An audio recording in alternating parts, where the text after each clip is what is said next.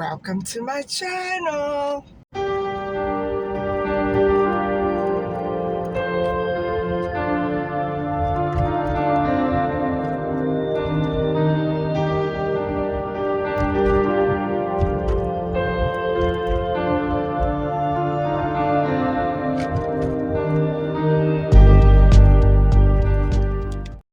Hi guys, how are you doing?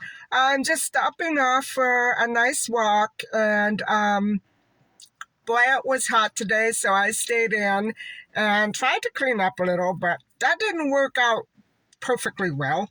But I think I'm going to be talking to you a little bit later on a mysterious, at the time mysterious, vanishing of a famous and much sought after glamorous couple who went missing in 1999, I believe it was. 1999, or was it 1998? I'm so bad with dates. Anyway, it happened so long ago, and it's still very much a story in the public eye. And it's a tragedy, guys. So I'll be talking to you in a little while about that story, and it'll be a two-part story, so it won't be that long. And it's sad. So I've been kind of putting it off because it's not a very nice story, but we'll get to it later on. So anyway, guys, I'm gonna just pop out, have a walk, and then I'll get back to you real soon.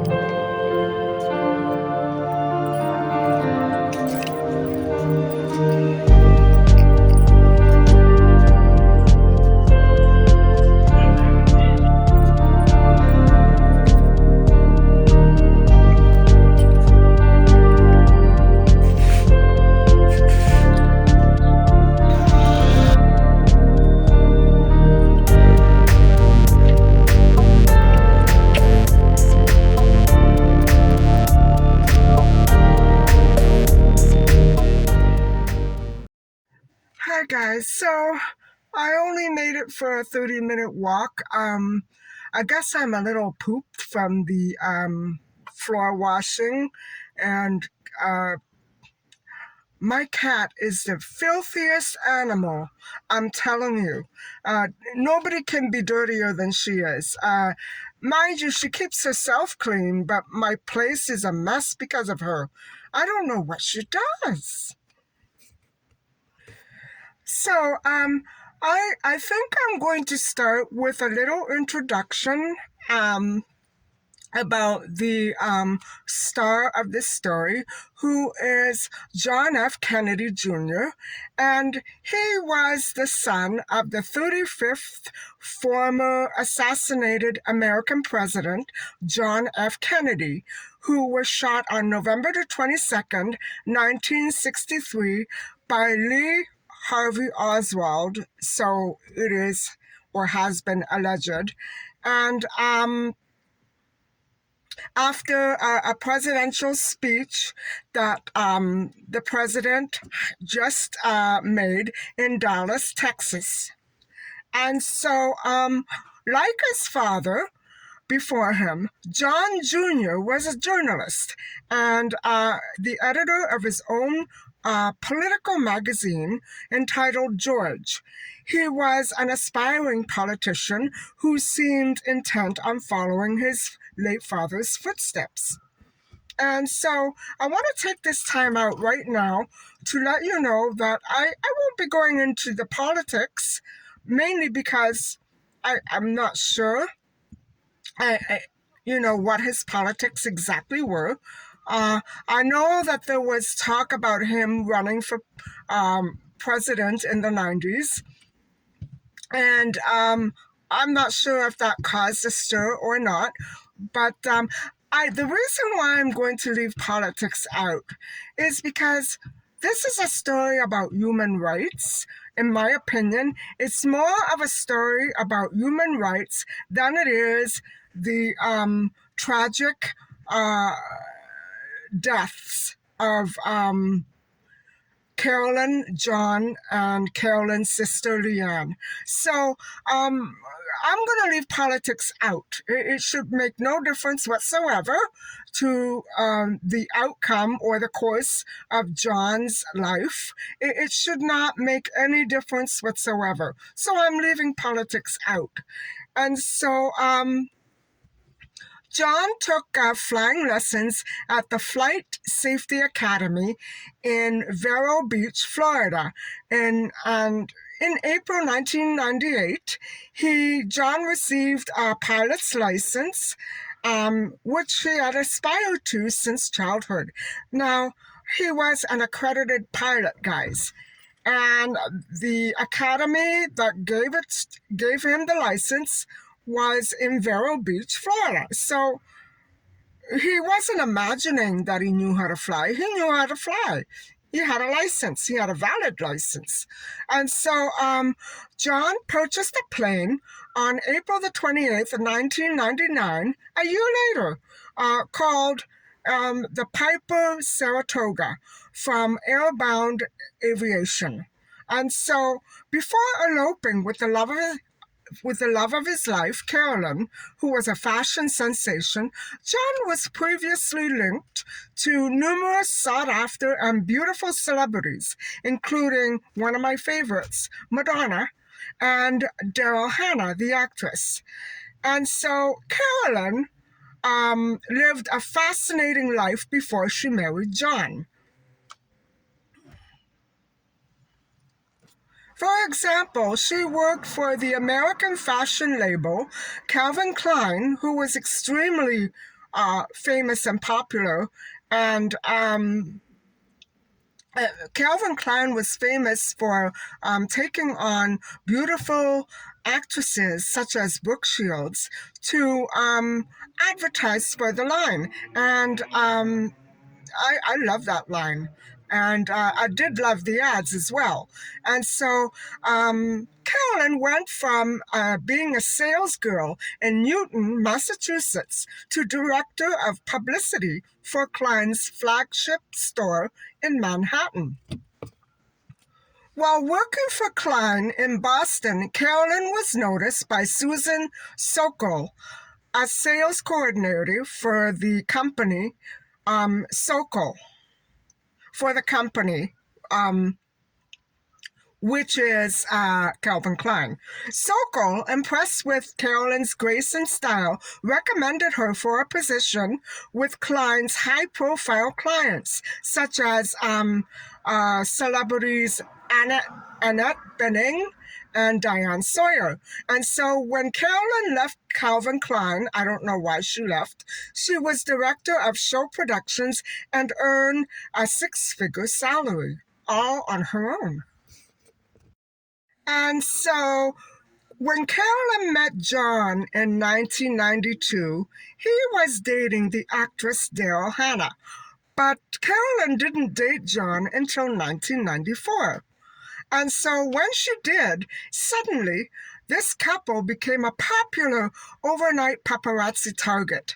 And gossip columns detailed where they dined, where they shopped, and even covered their public spots, which most likely were the very spots caused by this meddling press. And so paparazzi used to wait outside the couple's home, an apartment, to snap photographs of them entering and exiting. That would drive me crazy. And John and Carolyn successfully kept their September the 21st, 1996 wedding a secret from press. And the ceremony took place by candlelight on the remote island of Cumberland, Georgia, in a tiny wooden chapel. And that sounds absolutely awesome. This ceremony apparently took place right after my dad's funeral in the same year. So, you know, It's awesome that it's been that long and he's still in the public eye, guys. However, um, after the honeymoon and after the wedding and the excitement of that, media attention surrounding this couple really intensified. I guess in anger as to and retaliation for them keeping everything under wraps secretly. And so I don't blame the couple, do you?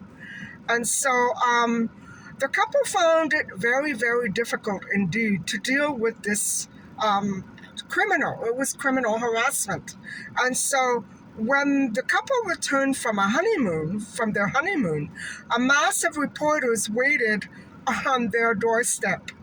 And so the couple, therefore, was very badly disoriented by the constant badgering and disruption from paparazzi. And you know, guys, a great many private citizens do go through this on a continual basis. And for authorities to simply back off and smile is a very inappropriate way to deal with criminal harassment. This couple had rights, and yet none were allowed them. And so they were permanently on show everywhere they went, at fashionable Manhattan events and on travels with celebrities and friends, such as Marucha Mandeli and Gianni Versace. Um, Now, Carolyn's very minimalist, throwaway, chic sense of fashion was chronicled constantly by various fashion publications and drew repeated comparisons to her mother in law, the former First Lady, Jacqueline Kennedy Onassis. So, Carolyn, therefore, unfortunately, was seen only as a mere extension of the past Kennedy era and family, and not as her own person, which is unbelievably ridiculous. I don't understand that. She had accomplished so much by that time. And so I don't understand where the hate came from. And indeed, it was a hateful, kind of conniving, twisted, warped, obsession that the media had with these beautiful people who had just been married.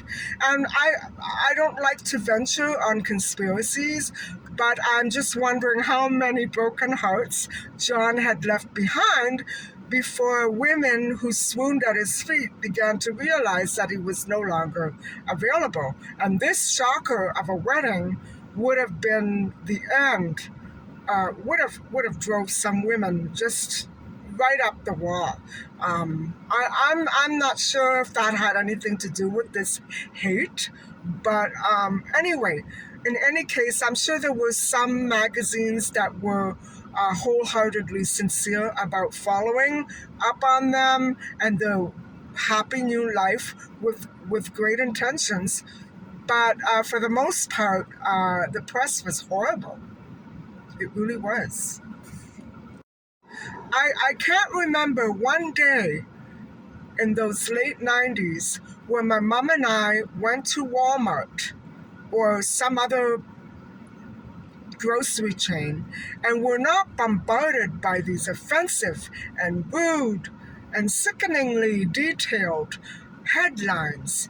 And I'm sure that you've seen many of them, including other stars who were also targets. And I'm thinking of Cher. Cher was one of them. The poor woman was absolutely bombarded by press. When she was married to these musical performing artists, they followed her everywhere she went. And so it wasn't constricted or confined to the Kennedys, John and Carolyn. It was widespread. It was a problem that nobody wanted to solve or deal with.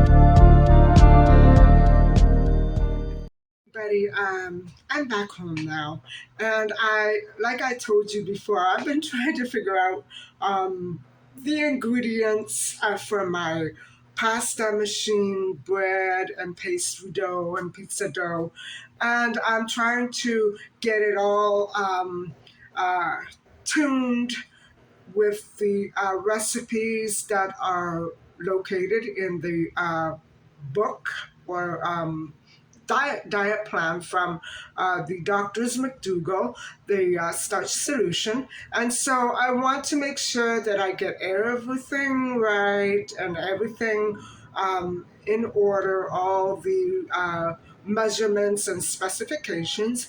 But I am going to try to, I'm going to wash it and I'm going to try to use it tomorrow, and I hope that it doesn't break a wall or a window or anything like that. And so I'm really anxious to try it out, but I've been very nervous because I don't want to make a mistake that's going to cost me, a kitchen appliance or something, like the stove or the oven or the refrigerator. I don't want it to be flying out. So I have to be very careful of how I use it. So anyway, I thought I would just finish off the story on John and Carolyn, the glamorous couple from the 1990s. And I've been telling you that it was very difficult for them to cope. And I don't know how they survived that far. I know that to have a problem like that can be extremely frustrating. Uh, it's like having a criminal constantly going everywhere that you go. And that's exactly what it was. And the law didn't do anything about it. I don't understand that part. Uh, it just frustrates me so much to think that they went through that. And so by the time that they had been married a few months, it became quite apparent that Carolyn was really suffering under the hardship that was inflicted upon her by the press. And it was also obvious that she wasn't managing it as well as maybe John was, or maybe it was John that was maybe drawing attention to the both of them. He was also a journalist, and so that right away caused a lot of friction between the Kennedys and the other press. And so I know that Carolyn must have really suffered because she went from being independent and happy and carefree to practical imprisonment by these journalists who knew no limit, who intended to get every last detail out of the Kennedys in retaliation for them rebelling against these horrible tactics that the press was using on so many people in the 90s. And guys, there were some very serious lawsuits launched by celebrities. And it's unfortunate that the Kennedys were not one of them, at least not to my knowledge. And so, and ultimately, that year, John was involved in a scuffle with a journalist who was trying to take a picture. And this is exactly how it went with many celebrities. They all ended up in court, and until certain things were not changed and addressed, these situations kept cropping up everywhere in the world. And so, anyway, I remember hearing so many outrageous stories. And so, every time my mom and I went out, we'd see these horrible headlines. But um, while the public and its obsession with this young couple increased, Carolyn refused to give interviews and turned down offers to appear in fashion magazines, and rightfully so, since these ridiculous papers always viewed the couple very negatively and twisted everything that they had to say and misconstrued their actions and for instance, Carolyn complained to her friend journalist, Jonathan Soroff, that she couldn't even get a job without being accused of simply trying to exploit her fame. Well, she didn't do that when she worked for Calvin Klein. She was sought after. And so, what a horrible situation to be put in. To have to defend yourself for simply wanting to work like the rest of the world was. I don't understand that. And so, in the last part of her life, towards the end of their final journey to Martha's Vineyards, Carolyn took to doing charity work, volunteer work, unfortunately. It's a good thing she didn't need money. And she must have felt very unfulfilled. And so she often accompanied John to White House dinners and things of the sort. And so she had more or less resigned and given up. And guys, I think that is so sad. I think that is ridiculous for people of certain statures to be forced into situations like that.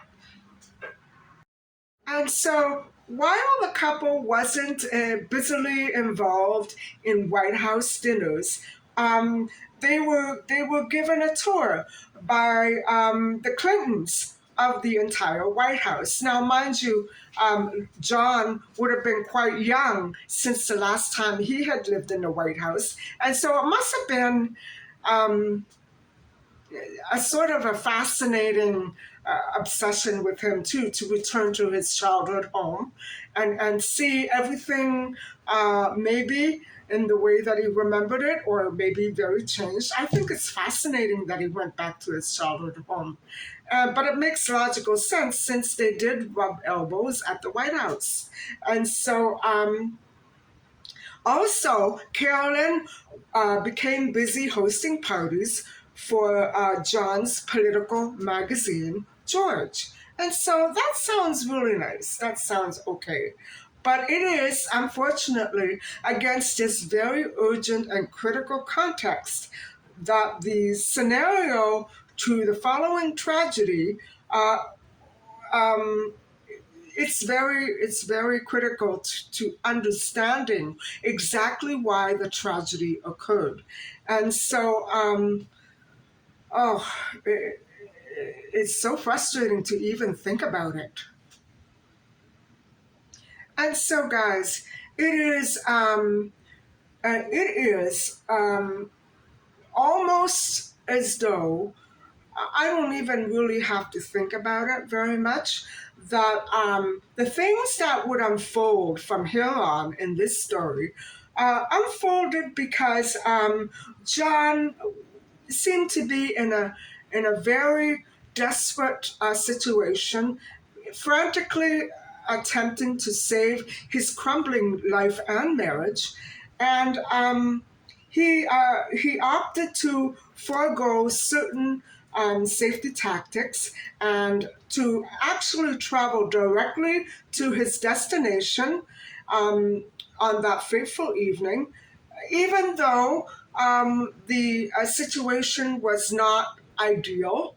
And I'm going to talk more about that in the next part. And so he it, it reminds me so much of the story of Lady Diana after she and her husband Charles, now the king, separated. And she was hounded by the press guys. And it was also in her last fateful journey, which is not a mystery, we all know what happened, that she was frantically trying to escape these same horrific types of animal journalists who would not take no for an answer. And they had indeed, many papers had indeed portrayed her also in a very negative light. And so my heart goes out to people like this because, yes, we have problems like that, but I think for them it's worse because they have to deal with it on a much more extensive and consistent basis. And so, guys, that is the end of our first part on the discussion of John and Carolyn, the glamorous couple of the Kennedy clan. And so, next time, I'm not sure if I'm going to be uploading something different after this or simply continuing. Next time, we will discuss the tragic demise of the couple and Carolyn's sister, Lauren. So I hope that you have enjoyed listening and watching. And please don't forget to like and subscribe. I'm going to leave you for now. Bye bye.